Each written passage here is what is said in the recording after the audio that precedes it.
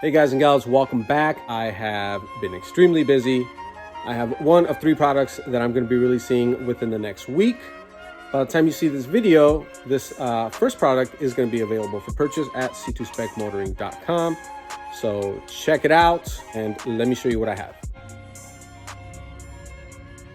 New for 2024, this is one of 3 products that I'm going to be releasing. By the time this video is up, these tonneau covers are going to be available. These are the auto to manual K-swap tonneau covers. Now, if you've done a K-swap or if you're thinking about doing a K-swap with an automatic chassis, then you've clicked on the right video.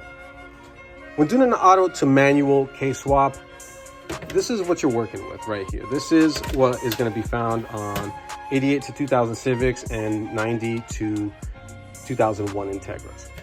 When you remove all the auto components, you're going to be left with something like this, with an open slot, holes up top, at the bottom. When doing K-swaps, you do have several options for shifters. So I'm going to tell you right away that these tonneau covers aren't going to be for everyone. If you're using a bottom mount no cut shifter, you're not going to need these tonneau covers because that shifter, I believe, extends further downstream. So it's going to cover this slot and it's going to utilize this hole for the shifter. However, if you are using a top mount shifter, you're going to need a base plate just like this or something similar. Companies have different variations of these base plates. But what they do is they allow you to bolt the shifter up at the top and on the bottom. Now, if you're using one of these, this is where the C2spec Motoring Auto to manual K-swap covers are going to come into play. The slot has to be covered right there. And also, because it's not a manual chassis, and you can see that this kind of has a deep recess, it's not going to have that bucket that is raised from the surface about 7/8 of an inch. What you're going to have is just a flat bottom. If you're using one of these shifter base plates, this is what it's going to look like from the bottom. Now, because you don't have the bucket, it is going to be recessed about an inch or a little bit more. And if you just bolt it up like that and you have nothing covering it, then what is going to happen is you're going to have dust, debris, dirt, everything, fumes going into your engine bay. And especially if you leave a slot like that open. Now, let me show you how these install and how they work. Now, fair warning, you're probably going to need another person to install this because someone else does have to hold the bolts on the other side.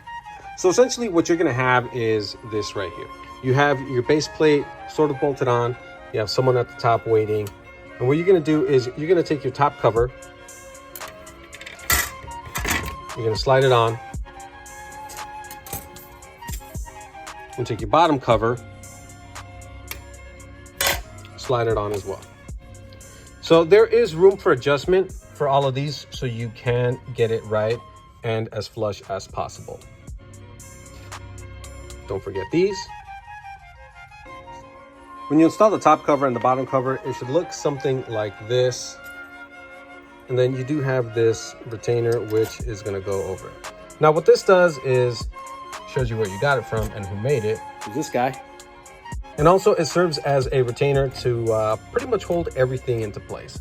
Now, although it is going to be held into place at the bottom and at the top right there, it's also a very good idea to hold it at the center. Now, this is being installed dry. When you install this, you should definitely use RTV, Honda Bond, or whatever it is. I recommend the Ultra Gray or Honda Bond, which is gray, or Ultra Black. You don't have to just go to town on it, but you definitely do have to make sure that you cover all of the holes and make sure that at least a little bit seeps out from the edges so you know that it is making contact with all of the surfaces and that it's sealing. So what you can do is just, install the bolts.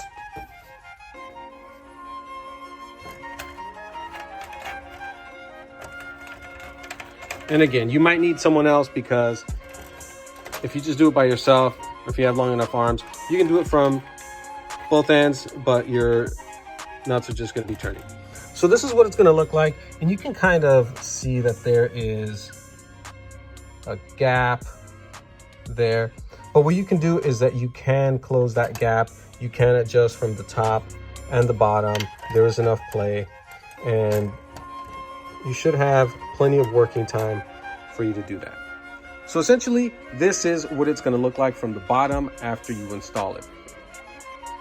Now that everything's tight, this is what you're going to be left with. So it adequately covers the top, the center, and the bottom. That slot is covered. Now, when you do apply the Honda Bond or the sealant, these are the ones that I recommend, Honda Bond or the Ultra Gray or Black. Make sure you add some sealant around that oval slot right there, which is going to be here, and obviously around the shifter hole. If you've done that, all you have to do is mount your shifter, wait for everything to dry, and you should be good to go.